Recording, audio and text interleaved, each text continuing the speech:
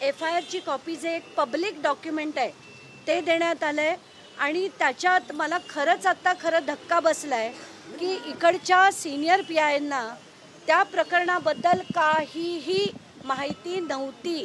ते पहिल्यांदा हे डॉक्युमेंट वाचतायत असं मला जाणवलं. त्यांना याच्यात मी प्रश्न जे विचारले त्याची उत्तरं त्यांच्याकडे नव्हती. मी पहिला साधा प्रश्न विचारला की त्याच्यात आरोपी किती होते हे त्यांना माहीत नव्हतं. मी त्यांना सांगितलं की 32 आरोपी होते. तर तेव्हा ते FIRची कॉपी बघताय ते म्हणे नाही 32 नव्हते. मग त्यांनी डॉक्युमेंट बघितल्यानंतर त्यांना कळलं की 32 आरोपी होते.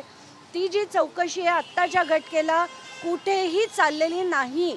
कुठलीही चौकशी त्याच्यावर चालू नाही आहे. आत्ताच्या घटनेला पोलिसांनी मला वाटतं FIR करायचा आहे म्हणून केला. कारण कसं असतं हे राजकारणात असेच सगळे धंदे असतात. चौकशा होत आहेत असं सांगितलं जातं. मुळात चौकशा होताना खरं काहीच ग्राउंडवर होताना आपल्याला दिसत नाही. मी त्यांना विचारलं की त्या बारचे मालक जे कदम म्हणत होते की आम्ही दुसऱ्यांना चालवायला देऊन टाकलेलं होतं ते कोण होते ह्याचं उत्तर त्यांच्याकडे नव्हतं. अग्रीमेंटची कॉपी घेतली आहे का ती त्यांनी दिलेली नाही आहे. दाखवा म्हणून सांगितलं ती पण नाही आहे. आत्ताच्या घटनेला परवान्याच्या कॉपी हे CP ऑफिसमध्ये तिथे काही रूम नंबर 10 का काहीतरी आहे तिथे त्या कॉपीज आहेत असं सांगण्यात आलं.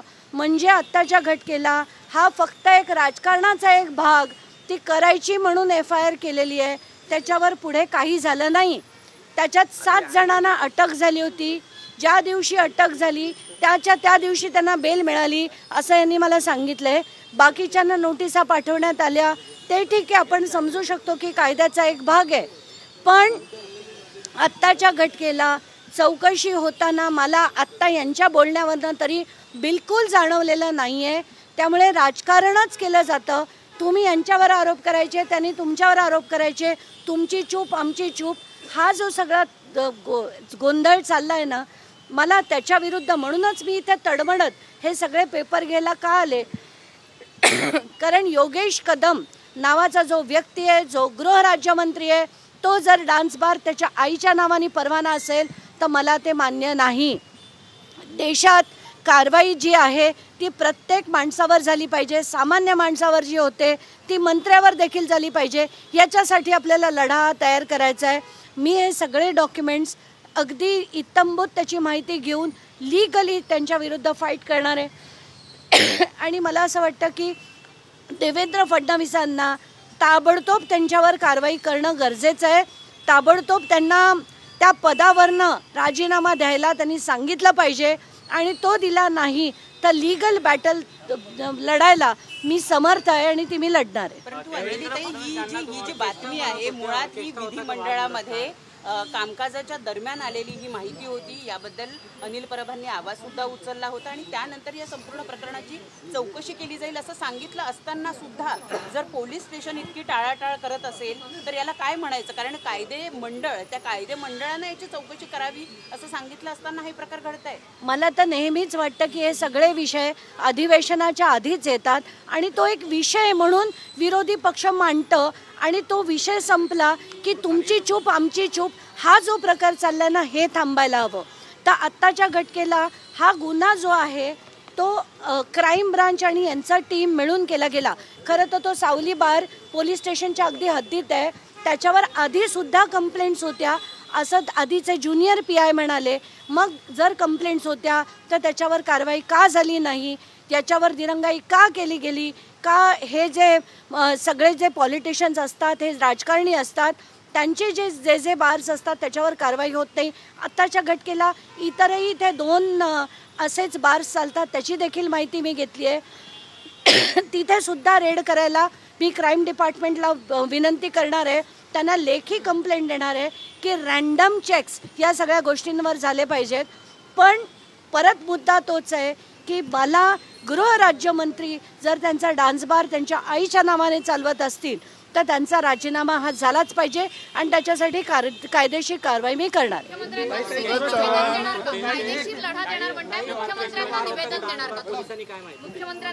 मुख्यमंत्र्यांना मी तातडीने निवेदन देणार आहे आणि याच्या सगळ्या गोष्टी की 30 मेला ती रेड झाली होती.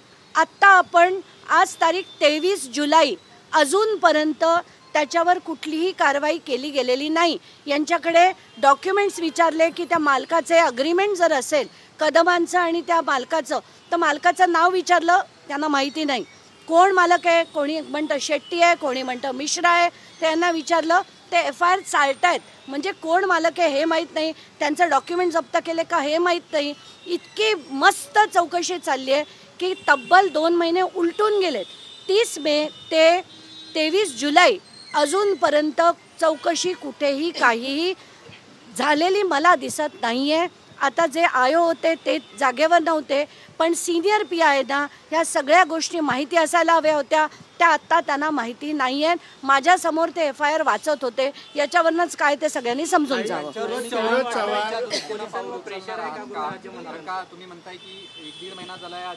याच्यावर स्ट्रॉंग मी लेटर आजच्या आज पहिलं लेटर मी मुख्यमंत्र्यांना पाठवणार, दुसरं ACS होमना पाठवणार आणि चीफ सेक्रेटरी महाराष्ट्राला हे मी ताबडतोब आजच्या आज लिहून टाकणार. मला एक कळत नाही की अजित पवारांना त्यांची सगळी माणसं अशी वॉन्टेड का असतात. तर आत्ताच्या घटनेला सूरज चव्हाण स्वतः तिथे हजर झाला आणि कधी हजर झाला त्याच्यावरची बेलची कारवाई सुद्धा कंप्लीट झाल्यानंतर तो पोलीस स्टेशनला हजर होतो. लाज वाटते मला की आपल्या उपमुख्यमंत्री पदाचे जे आपले अजित पवार आहेत त्यांचा माणूस त्याच्यावर सुद्धा तो सुद्धा फरार होतो आणि उपमुख्यमंत्री बघत असतात.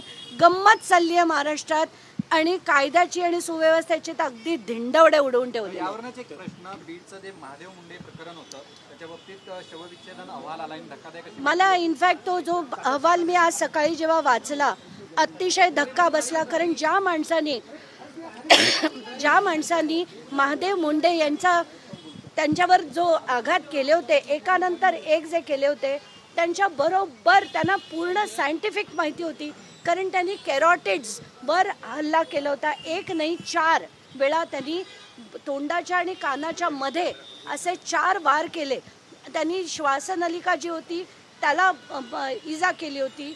हातावर, बोटावर, गुडघ्यावर जे त्यांच्यावर मार होते ते मला बघून म्हणजे ही किती विकृत माणसं आहेत. आणि कुठेतरी मला असं वाटतं हे थांबवायला हवं. म्हणूनच महाराष्ट्रात वाचवा महाराष्ट्राला हे आंदोलन आम्ही सुरू करतोय. सगळ्यांनी मुख्यमंत्र्यांना आता पोस्टकार्ड पाठवायचं आहे की काय वाटेल ते झालं तरी आता आम्हाला असे गुंड राजकारणी नकोत, मारामाऱ्या करणारे राजकारणी नकोत. हे आंदोलन तुम्ही कोणाच्या विरोधात चालवताय, पत्राचा मजकूर काय असणार आहे आणि सर्वसामान्यांना तुम्ही कशा पद्धतीने आवाहन करताय? मी जे 2 पत्र ट्विट केलेली आहेत ती प्लीज आपण बघा आणि ती लोकांपर्यंत पोचवा. मी शेतकऱ्यांना आवाहन केलंय की त्यांनी एक पत्र मुख्यमंत्र्यांना पाठवायचं आहे की जनता लोकशाहीत मालक आहे, जनता ठरवणार कुठला लोकप्रतिनिधी मंत्री बनणार. आम्हाला माणिकराव कोकाटे मान्य नाहीत, त्यांना पदाचा राजीनामा द्यायला भाग पाडा. कारण त्यांनी एकदा नाही अनेक वेळा या गोष्टी केलेल्या आहेत. नाही, आणि दुसरी गोष्ट म्हणजे सगळ्या सामान्य जनतेने एक पोस्टकार्ड मुख्यमंत्र्यांना पाठवावं आणि त्या पोस्टकार्डमध्ये फक्त एवढाच मजकूर लिहावा की याच्या पुढे ही गुंड राजकारण आम्हाला बंद करायचं आहे. तर चांगली सुशिक्षित एक विजन देशाला असलेली माणसं तुम्ही यापुढे राजकारणात आणा.